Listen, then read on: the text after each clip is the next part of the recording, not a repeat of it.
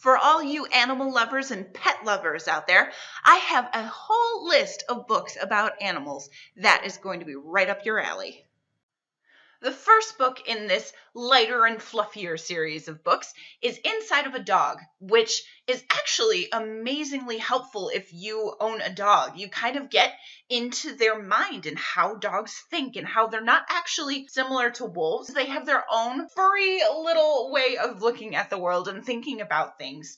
So if you have a dog, this is a great read to kind of get inside of their mind. This next book is Dewey the Library Cat. One day, a little kitten is left in the drop box of a library, and a librarian decides to adopt this cat. And so this is the story about how the cat kind of influenced the community of the library and became a part of it. And did you know Crowmain actually had a library cat? This is true.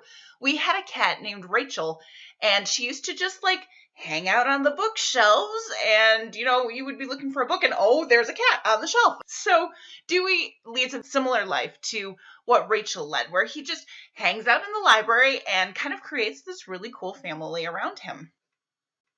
This next book is probably the most intense of the whole series, and it's called No Better Friend. It's about a man and a dog who find each other in the South Pacific during World War II. This dog seriously needs thousands of medals because she ends up saving all of these humans over and over and over again.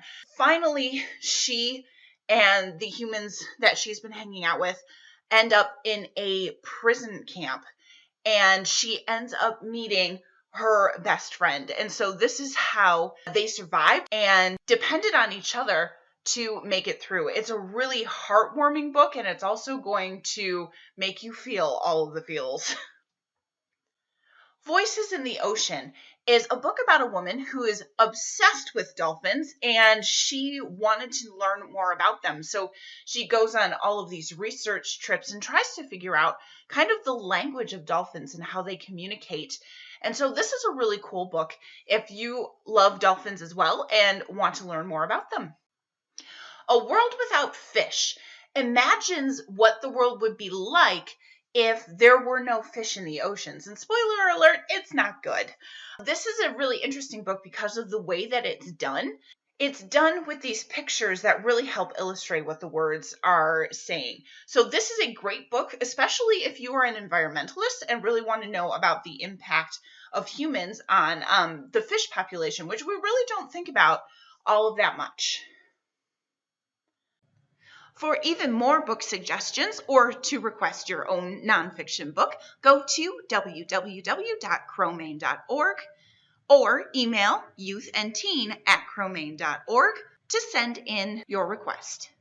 Happy reading!